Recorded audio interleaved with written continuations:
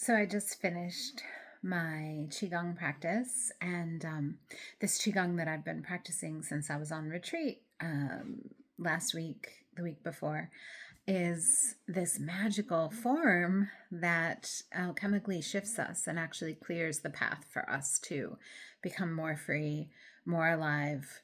It works at a different level than a lot of qigong, and certainly differently than I know many qigongs. I'm of the Jinjing and the Mount Hermes schools, so those lineages are very familiar to me. But this is different because I've actually noticed just in 2 weeks of practice that my liver is even more like clear and free, and my liver was already very clear and free, and my reactions to things like are more clean and open, more energy, more clarity in the movement within my body, more clarity in the connection with my body. I've seen parasite release.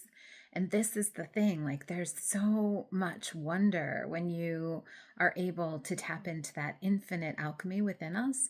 And then I was pondering as I was just making my breakfast, I was thinking about this. So my body has preferences. She just prefers that I don't eat a lot of fat and I don't eat much, if any, animal product at the moment. She may change that in the future. And so I always defer to my body's preferences, right? But when I was traveling, I mean, we couldn't eat that way. Like, that's not really an easy way to find to eat. So I always just ate to her preference. I would just ask her with what was available, like, what works for you here?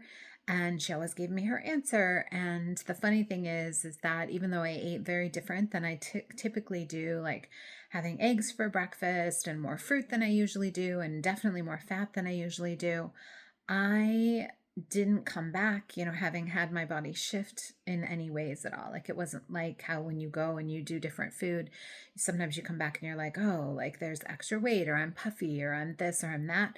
None of those effects, because this trip was done through partnership and no restrictions. Like I didn't restrict myself. It wasn't like, oh, you can't eat that or can't do this. It was just like I let my body lead, and it was so simple.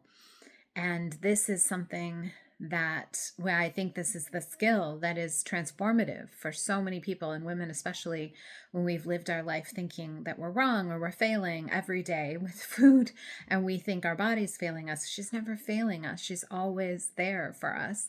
And she's always just responding. So changing the relationship often changes the response. And that's why I think body relationship is so key, and why I teach it in all of my containers. I'd love to support you.